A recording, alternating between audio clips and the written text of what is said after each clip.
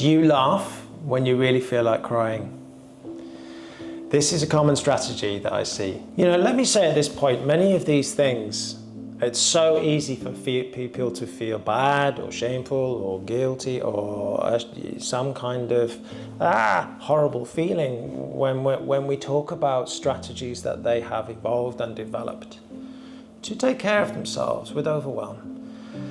Well, look, if we take a compassionate view, it's not a laughing matter, if you pardon the pun. It isn't. I look at these things and I go, gosh, why is the person having to use a substance? Why is somebody drinking? Why is somebody using an eating disorder? Why is somebody using this more subtle strategy of laughing every time an emotion comes up? It's a sort of form of dissociation in a way.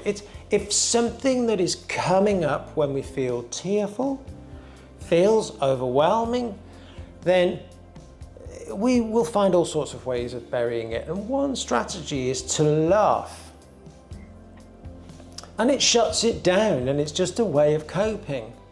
There can be many reasons. Depending on our age, it was much more common for people to sort of, big boys don't cry, or I'll give you something to cry about, or all of those ridiculous things that we were exposed to, certainly back in the 60s, 70s and 80s maybe.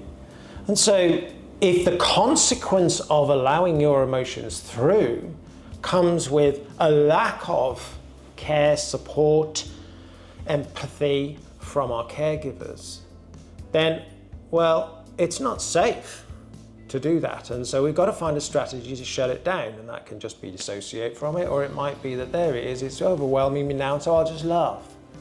There can be other things that just go, well, actually, does this in somehow equate to weakness in our being? If we get emotional and that our emotions are a vulnerability, and vulnerability equates to weakness, no, let me tell you.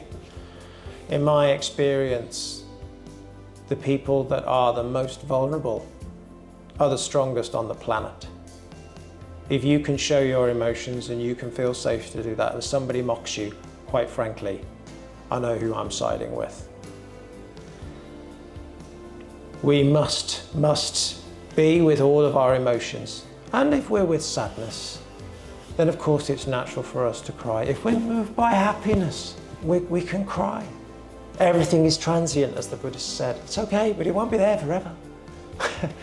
But when we're not permitted to cry, then, or experience an emotion, crying may be one way of shutting it down.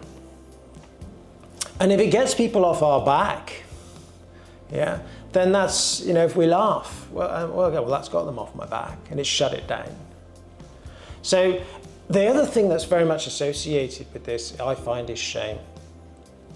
And behind a lot of tears, and then when we go, well, if we've got this very, very fast unconscious process going on in our being, that's this feeling comes up that we equate, if it rises, will become tears. If in our past we've had some experiences, some of which I've talked about earlier, that somehow create a sense of, if I cry, I am a failure, I am defective, I am not right, I am bad, I am weak, I am vulnerable, I am not what my parents think that I should be, and so the parents are always right, because of course they are. We have no other frame of reference as a small child.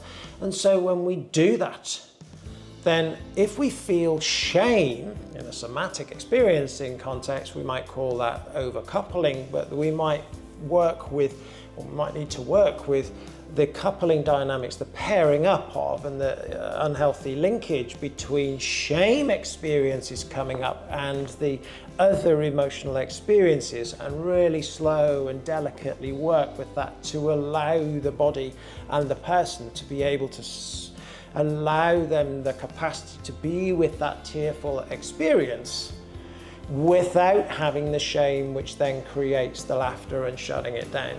So there are lots of ways in which people can use laughter as a way of shutting down a deeper emotion that might bring tears.